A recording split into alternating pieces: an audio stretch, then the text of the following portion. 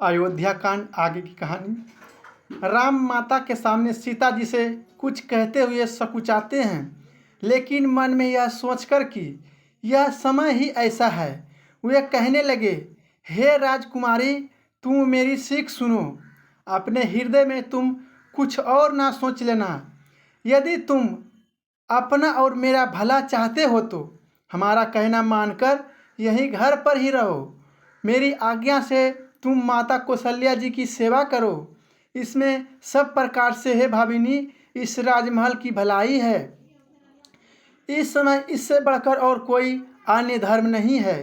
तुम आदर पूर्वक सास ससुर के चरणों की वंदना करती रहो।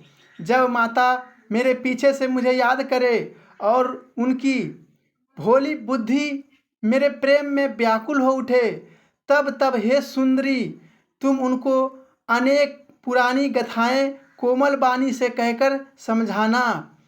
हे सुंदर मुख वाली, मैं अपने स्वभाव बस सैकड़ों सौगंध खाकर कहता हूँ कि तुम यहाँ पर माता के लिए रख रहा हूँ, अथवा तुझसे यहाँ पर रहने के लिए कह रहा हूँ। तू यहाँ पर रहकर गुरु और वेद की सम्मति के अनुसार बिना कष्ट उठाए धर्म रूपी फल की प्राप्ति कर लेगी। पहले भी अपनी हठ के कारण ऋषि गालब और राजा नहुस बहुत दुख उठा चुके हैं। राम ने कहा, हे सुमुखी, तुम चतुर हो। मैं पिता के वचनों को पूरा करके शीघ्र ही वापस लौट आऊँगा। दिन बीतते देर नहीं लगेगी। इसलिए हे सुंदरी, तुम हमारी सीख सुनो। हे बामा, यदि तुम प्रेम के वशीभूत हो कर चलने के लिए हठ करोगी तो इसका परिणाम स्वरूप तुमको निश्चय ही दुख भोगने पड़ेंगे। वन में बहुत ही कठोर और भयंकर होते हैं। वहाँ पर बहुत गर्मी, सर्दी और वर्षा होती है। इन ऋतुओं में चलने वाली क्रमशः गर्म, सर्द और पानी से भींगी हवाओं को भी सहन करना पड़ता है। वन का रास्ता भी साफ सुथरा नहीं होता, बल्कि उसमें जगह जगह पर नुकीली, तीखी और बड़ी बड़ी घास होती है। रास्ता भी कंकड़ीला होता है तथा उबड़ खाबड़ होता है। उस रास्ते पर बिना खड़ाऊ आदि के पैदल ही चलना होता है। तुम्हारे कमल रूपी सुंदर चरण और कोमल है। रास्ता भी ओगम्य है तथा स्थान स्थान पर बड़े बड़े पर्वत भी है। पर्वतों पर स्थान स्थान पर गुफाएं और खोए हैं। उन पर बहने वाली नदियाँ, नद और नाले भी बहुत गहरे और अथाह होते हैं। उन्हें देखते हुए भी डर लगता है। यही नहीं, वन में भालू, बाघ, भेड़िया, शेर तथा हाथी आदि जानवर भी होते हैं। और जब यह गरजते हैं तो सुनने वाले का धैर्य टूट जाता है। वन में सोने की भी कोई सुविधा नहीं है। वहाँ तो भूमि पर ही सोना होगा। बलकल वस्त्र पहनने होंगे जिनसे शरीर को ढका भर जा सकता है, तथा भोजन के नाम पर कंदमूल फल ही मिलेंगे। और इस बात की भी कोई व्यवस्था नहीं है कि ये सदैव मिल ही जाए। इन सब की उपलब्धियां भी समय के अनुकूल होने पर ही होती है। राम ने सीता को समझाते हुए कहा कि वन में मनुष्यों को खाने वाले बहुत से निशाचर घूमते फिरते हैं। वे लोग करोड़ों या अनेक प्रकार के कपटी वेश धारण करते हैं। पहाड़ का पानी भी अच्छा नहीं होता, वह भी किसी किसी को लग जाता है, अर्थात व्यक्ति बीमार भी पड़ जाता है। इस प्रकार वन में आने वाली विपत्तियों के बारे में कुछ कहा नहीं जा सकता। घोर वन में अनेक प्रकार के भयंकर सर्प होते हैं, पक्षी होते हैं तथा राक्षसों के झुंड नर नारियों को चुराने के लिए घूमते रहते हैं। वन की भयंकरता का स्मरण करके तो धैर्यवान लोग भी डर जाते हैं। फिर हे मृगनयनी, तुम तो स्वभाव से ही डरपोक हो। हे हंसगामिनी, तुम वन में चलने योग्य नहीं हो। लोग जब सुनेंगे कि मैं तुम्हें अपने साथ वन ले जा रहा हूँ तो लोग मेरी बदनामी करेंगे। तुम अब तक मानसरोवर के स्वच्छ तथा अमृत के समान जल को पीकर पलने वाली हंसिनी हो। भला तुम सागर का नमकीन पानी किस प्रकार से पी सकती हो? नए आम के वन में विहार करने वाले कोयल क्या करील के वन में शोभा पा सकती है?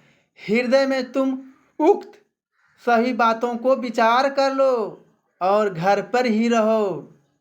हे चंद्रमुखी, वन में बड़े दुख है। सहज सोहृदय गुरु और स्वामी की शिक्षा को जो सिर पर धारण नहीं करते, वे उदय में भरपूर पछताते हैं और उसके हित की हानि अवश्य ही होती है। अपने प्रिय पति राम के कोमल और मनोहर वचन सुनकर सीता जी के सुंदर नेत्रों में झल भर आया। पति की शीतल सीख भी उनके लिए दाहक या संतृप्त करने वाली हुई। ठीक ऐसे ही जैसे शरद ऋतु की रात्रि चंद्रमा के लिए दाहक होती है। उनकी बात सुनकर व्याकुलता के कारण वैदेही के मुख से कोई शब्द भी नहीं निकला, क्योंकि उनके पवित्र प्रेमी स्वामी उनको छोड़ना चाहता है। वे जबरदस्ती अपने दोनों नेत्रों से गिरते हुए आंसुओं को रोकने लगी। पृथ्वी कुमारी अर्थात सीता जी ने अपने हृदय में धीरज धरकर सासू के पैर छुए और दोनों हाथ जोड़कर कहने लगी, हे देवी, इस समय मैं जो ठिठाई या धृष्टता कर रही हूँ उसके लिए क्षमा कीजिए। मेरे प्राणपति अर्थात राम ने वही शिक्षा दी है जिस प्रकार से मेरा परम कल्याण हो। मैंने उनकी बात सुनकर अपने हृदय में भी देखा और समझा है कि संसार में पति के वियोग के समान और कोई दुख नहीं है। फिर वे राम से कहने लगी कि हे प्राणनाथ, आप करुणा के घर हैं अथवा आप हमारे प्राणों के स्वामी हैं। किसी भी दुख को देखकर आपकी करुणा शीघ्र ही द्रवित हो जाती है। आप सुंदर हैं, सुंदर दे दृष्टि के स्वामी हैं। आप सुख देने वाले हैं, या अब तक मुझको सुख ही सुख पहुंचाते रहे हैं। आप सुजान हैं, आप ज्ञानी हैं और सब कुछ समझते हैं। आप रघुकुल रूपी कुमुदिनी को प्रफुल्लित करने वाले चंद्रमा के समान हैं। तुम्हारे बिना तो स्वर्गलोक भी नरक के समान है। सीता जी राम से कह रही है कि माता, पिता, बहन, प्रिय भाई, प्यारा परिवार, सुहृदय समुदाय, सास ससुर, गुरुजन और नाते रिश्तेदार, सहायता करने वाले लोग, सुंदर सुशील सुख देने वाले पुत्र आदि, हे नाथ, जहाँ तक प्रेम और नाते हैं वे सब स्त्री को बिना पति के सूर्य से भी अधिक तृप्त आति ताप देने वाले हैं। शरीर, धन, घर, पृथ्वी, नगर, राज आदि भी पति के बिना दुखदायी लगने लगते हैं अथवा शोक के समान हो जाते हैं। भोग या सुख पहुँचाने वाले साधन बन जाते हैं तथा श्रृंगार आदि के साधन, गहने, आभूषण भार स्वरूप हो जाते हैं। यह संसार यम की यातना के समान कष्ट पहुँचाने वाला बन जाता है। हे प्राणनाथ, तुम्हारे बिना इस संसार में कहीं कुछ भी सुख देने वाला नहीं लगता। जीव के बिना देह, पानी के बिना नदी की स्थिति जैसी होती है वैसी ही पति के बिना नारी की होती है। प्राण रहते शरीर कहलाता है, यदि प्राण ना हो तो वह सब कहलाता है। इसी प्रकार पानी से युक्त होने पर ही नदी कहलाती है, अन्यथा वहाँ धूल ही उड़ती है, उसे नदी कोई नहीं कहता। इसी प्रकार पुरुष के बिना नारी का कोई सम्मान नहीं होता। इसलिए तो मैं कहती हूँ कि हे नाथ, जीवन के सारे सुख तुम्हारे साथ है। आपका शरद ऋतु के निर्मल चंद्रमा के समान मुख देने से मुझे सब सुख प्राप्त है। हे नाथ, आपके साथ जंगल में हिरन और पक्षी कुटुंबी जनों के समान, वन नगर के समान, बलकल निर्मल वस्त्र की भराती तथा पत्तों की कुटिया देवालों के घर के समान सुख देने वाले होंगे। भाव यह है कि मैं बलकल वस्त्र पहनूंगी, पर्णकुटी में रहूंगी और आपके साथ चलूंगी। सीता जी ने अपनी बात को स्पष्ट करते हुए कहा कि वन देवी और वन देवता बहुत उदार है, वे मेरा पालन पोषण सास ससुर के समान ही करेंगे। वन में कुश तथा कोमल पत्तों की जो सैया बनेगी वह तो प्रभु के साथ कामदेव की सैया से भी अधिक सुंदर होगी और सुहानी होगी।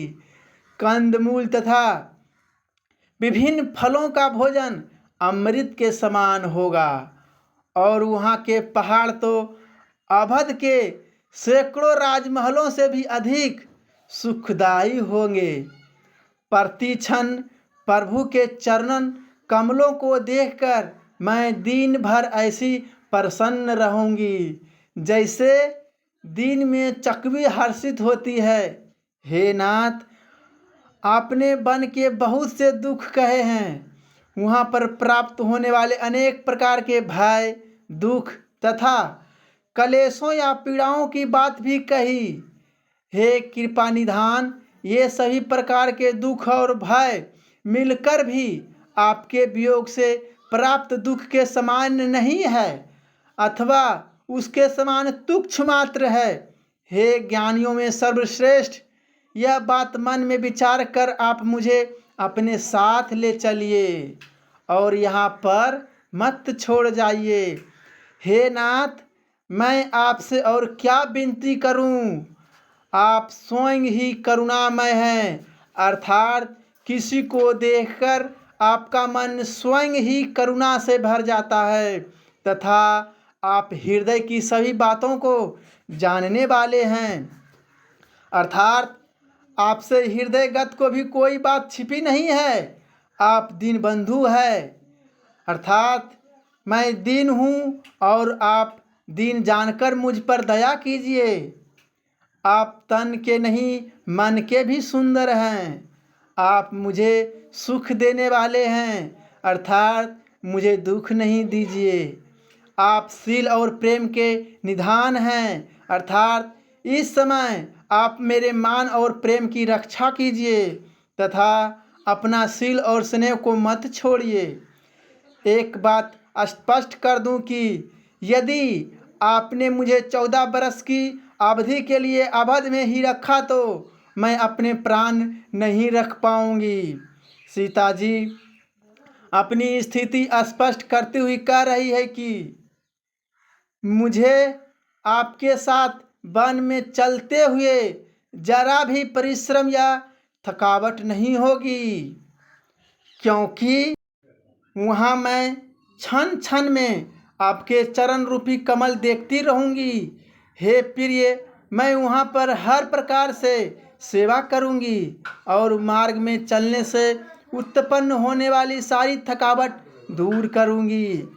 जब आप पेड़ की छाया में बैठेंगे तब आपके पैर धोकर मैं प्रसन्न मन से आपकी हवा करूँगी। हे प्राणपति, पसीने से युक्त आपके शरीर को देखते रहने के कारण मुझे दुख का समय कहाँ होगा, अर्थात आपको निरंतर देखते रहने के कारण मुझे जो सुख मिलेगा उसके कारण मेरा श्रम तो स्वयं ही समाप्त हो जाएगा। मैं आपकी दासी हूँ। वन में चौरस भूमि पर तिनके और पत्ते को बिछाकर सैया तैयार कर दूंगी और सारी रात आपके चरण दबाती रहूंगी। बार बार आपकी कोमल मूर्ति या कोमल स्वरूप के दर्शन करके मुझे जो लाभ मिलेगा उसके कारण मुझे हवा की गर्मी नहीं लगेगी, अर्थात गर्म हवा की पीड़ा का एहसास मुझे नहीं होगा।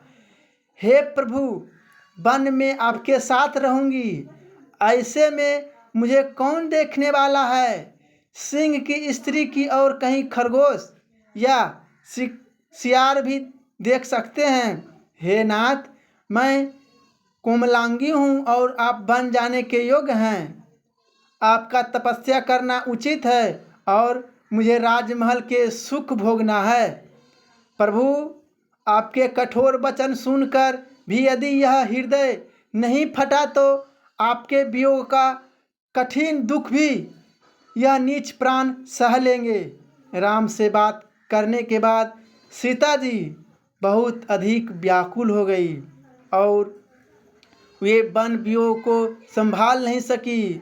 उनकी ऐसी दशा देखकर रघुपति ने अपने मन में विचार किया कि यदि उनको हट करके यहाँ पर रखा जाएगा तो इनके प्राण बचने कठिन है।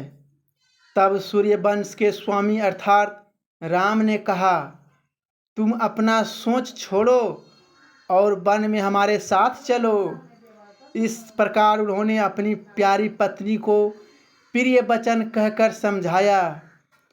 तब उन्होंने माता के चरणों को स्पर्श किया और आशीर्वाद पाया कि तुम जल्द आकर प्रजा के दुख दूर करना। तुम्हारी माता निष्ठुर है, कारण पुत्र और पुत्रवधू दोनों ही वन को जा रहे हैं, फिर भी वे जीवित है। निष्ठुर का कोई याद नहीं करता, इसलिए कहती हूँ कि तुम मुझको भूल मत जाना। हे परमात्मा, क्या मेरी यह दशा वापस लौटेगी जबकि मैं इस मनोहर जोड़ी को पुनः देख सकूंगी? हे तात, सुंदर दिन तथा सुंदर घड़ी कब आएगी जबकि माता जीते जी तुम्हारा चंद्रमुख देख लेगी? कहने का भाव है कि 14 वर्ष की अवधि तक क्या वे जीवित रहेगी? यह कहते कहते कौशल्या जी भाव विभोग हो गई। वे राम को कभी बच्च, कभी लाल, कभी रघुपति, कभी रघुवर, कभी तात कहने लगी और कभी उनको अपने हृदय से लगाने लगी और कभी कभी हर्षित होकर कहने लगी कि तुम्हारे शरीर को मैं कब देखूंगी।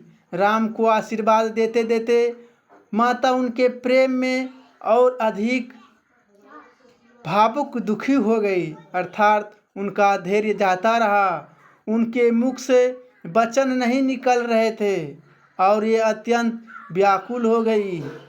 यह देखकर राम ने उनको अनेक प्रकार से समझाया। उस समय वह स्नेह भाव जो राम और उनकी माता कौशल्या के मध्य हुआ था उसका वर्णन नहीं किया जा सकता है।